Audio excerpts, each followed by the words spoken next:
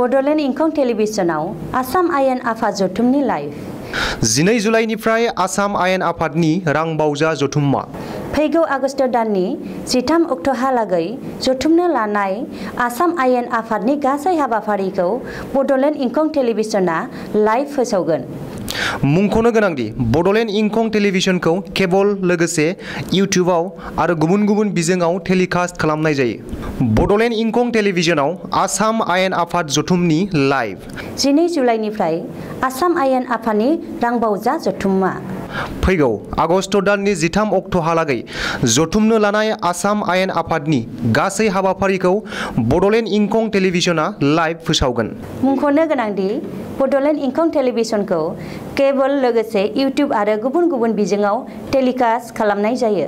खुलुमबाय, बडोलेण्ड इंखं टेलिभिजन स्टुडिअ'आव आं उपमारानि दैमारि। दिनैनि गाहाय रादाबाव दं।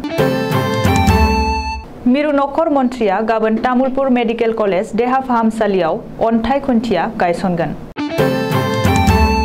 प्रमद बर' तामुलपुर मेडिकेल कलेज देहा फाहामसालिनि जायगाखौ नायदिंफैदों। सारेन्डार नङा, सरकारजों गोजोन सावरायनोसो फैदों एम बाथा। आबुं कन्टेनमेन्ट जनाव थानाय मोनबा जिल्लायावबो समबारनिफ्राय गुरुं खालामनो हागौ। बिजनी मनेश्वरीनि पाकाजान दैसायाव गोथै सह मोनदों। दुधनै आमजंआव हरखाबै ब्रज गावनायाव सानै बर' आइजोनि जिउ खहा, 7 जोखोम। नगावनि सामगुरियाव गावसिनि मोसौखौनो खावनानै जोबथेसालिनि आलासि जानांदों। एपिसिसिआ सानसे साननैनि गेजेरावनो गोदान दैदेनगिरि मोनगोन। टकिअ अलिम्पिकआव भारतआ गिबि मेडेल देरहाबाय। दानिया आबुं रादाबखौ फरायदों जों दैजि मुसाहारि आरो उपमा रानि दैमारिया।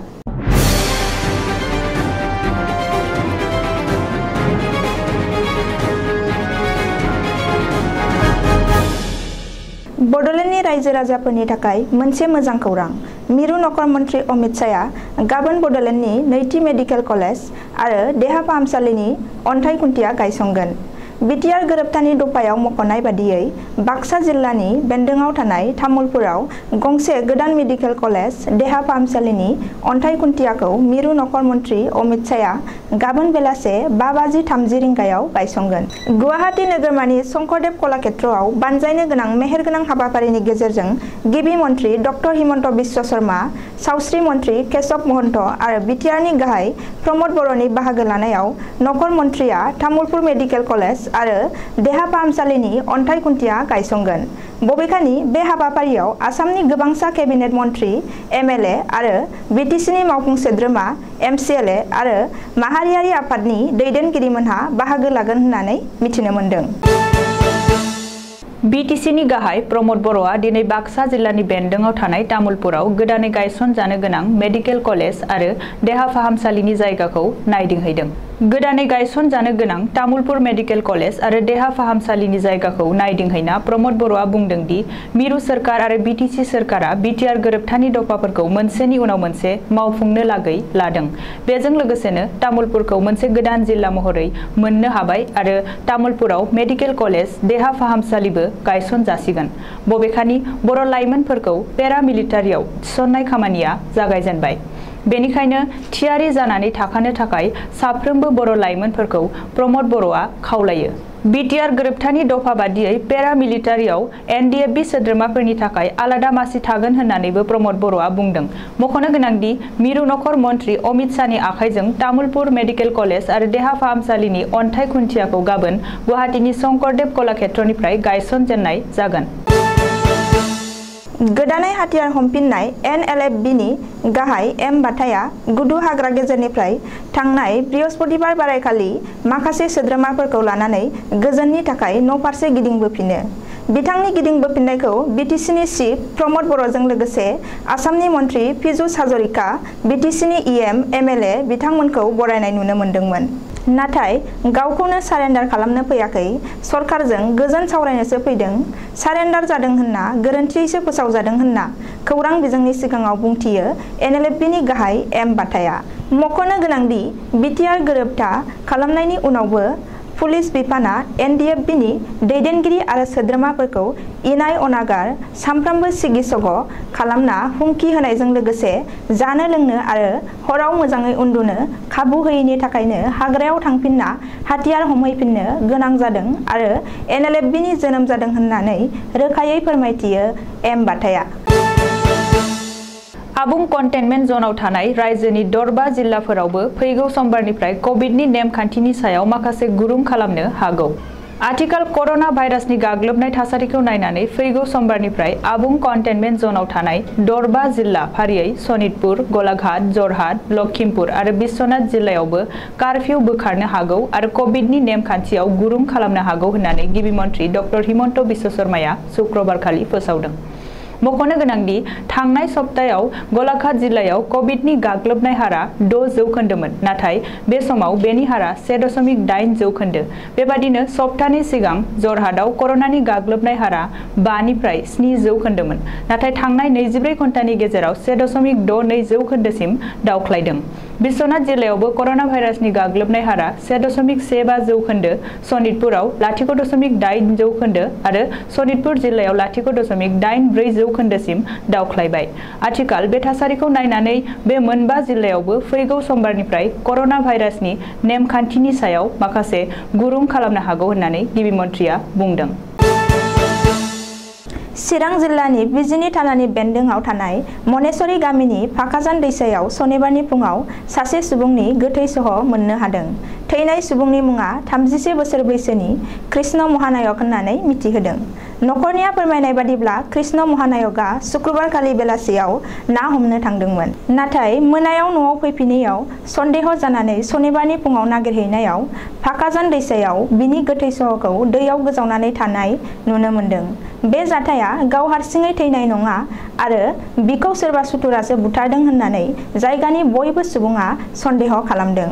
मानो होनोब्ला गोथैनि फारनैबो खोमाया जिनाय आरो थैबो गदों। आथिखालाव बिजिनि थानानि पुलिसा काजलगाव JSB हस्पिटालाव पस्टमर्टेमनि थाखाय गोथैखौ दैथायहरबाय। जाथायनि गुबै जाहोनखौ पस्टमर्टेमनि उनावसो मिथिसिगोन। गवालपारा जिल्लानि दुधनै आमजङा हालपारा गामियाव शुक्रबारखालि हरखाबै ब्रज गावनायाव दुब्लियाव माइ गायबाय थानाय सानै बर' आइजोनि जिउ खहा जादों आरो 7 जोखोम जादों। ब्रज गावजानानै थैनाय सानै आइजोनि मुङा फारियै 70 बोसोर बैसोनि रन्ति बर' आरो 73 बोसोर बैसोनि रामेश्वरी खाख्लारि होननानै मिथिनो मोननाय जादों। बेनि अनगायैबो 7 जोखोम जानायफोरनि गेजेराव 2 हौवा आरो 3 हिनजाव। बिसोरनि मुङा फारियै बिश्वजित खाख्लारि, अजित खाख्लारि, जानवी खाख्लारि, अनजालि खाख्लारि आरो प्रतिमा खाख्लारि होननानै मिथिहोदों। आथिखालाव जोखोम जानायफोरखौ सावस्रि फाहामसालियाव थिसननाय जाबाय आरो सावस्रिनि जोथोन लागासिनो होननानै सुलुङाव फोरमायदों।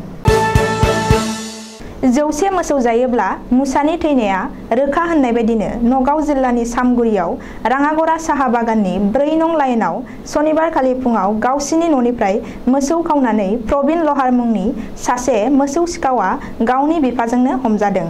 बेजों लोगोसे 2 लोगो दंबावोमोन। बिसोरनि मुङा फारियै पियुष लहार आरो पदम इक्का होननानै मिथिनो मोननाय जादों। बिसोर 3जों लोगो नांनानै बै गामिनिफ्राय गासै मा 40 मोसौ खावखांबायमोन आरो जोबनायाव मा 41थि मोसौ खावनानै हमजानो गोनां जादों। गामिनि मानसिफोरा बिसोर 3खौ हमनानै दोखो दोखो बुग्लिसे उनाव सामगुरि थानानि पुलिसनो गथायनानै होयो। बिसोर मोसौखौ खावनानै गामि खाथिनि मोसौ बेपारि मइनुल आलीनो फानहरोमोन होननानै पुलिसनि सोंनायाव सिखार जादों। बेनि अनगायैबो गामिनिफ्राय गोबां साइकेल बायदि रोखोमनि मुवा बेसादखौबो बिसोरनो खावदोंमोन होननानै सिमान लादों। सानसे साननैनि गेजेरावनो गोदान दैदेनगिरि मोननो हासिगोन आसाम प्रदेश कंग्रेस कमिटि सुंद'यै APCCआ। APCCनि गागि आफादगिरि रिपुन बराया दिल्लीयाव पार्टी हाइ कमान्डजों बेनि बागै थि खालामबाय।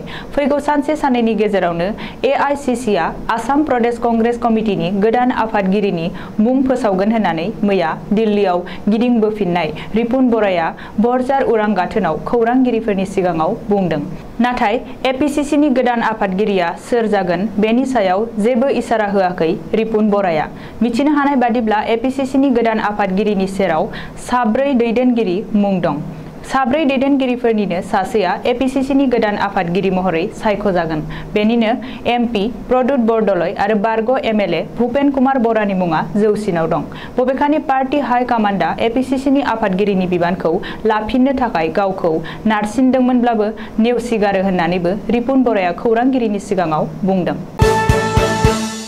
टकिअ अलिम्पिकआ दिनै नैथि सान। नैथि सानाव भारत हादरनि थाखाय मोजां खौरां।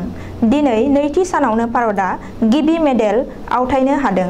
सा-सानजा भारतनि रायजो मणिपुरनि आइजो गेलेगिरि मीराबाई चानुआ टकिअ अलिम्पिकआव भारतनो गिबि मेडेल गथायदों। मीराबाई चानुआ टकिअ अलिम्पिकनि 49 केजि इभेन्टनि वेट लिफ्टिं एबा लिरथाय दैखांनाय बादायलायनायाव सिलभार मेडेल आवथायनो हादों आरो टकिअ अलिम्पिकआव भारतआ मेडेल आवथायनायनि दरजाखौ खेवजेनदों। मख'नो गोनांदि मीराबाई चानुआ गुबैयै मणिपुरनि थागिबिब्लाबो बिथांनि खामानिया आसामावनो। गुवाहाटी रेलवे स्टेशनाव मीराबाईनि साख्रिया। मीराबाई चानुआ अलिम्पिकआव मेडेल आवथायनो हानायाव भारतजों लोगोसे सा-सानजा ओनसोलाव रंजाखांदों। दानिया बोथोरनि खौरां। गाबोन रबिबार खालिनि बड'लेण्डनि बोथोर।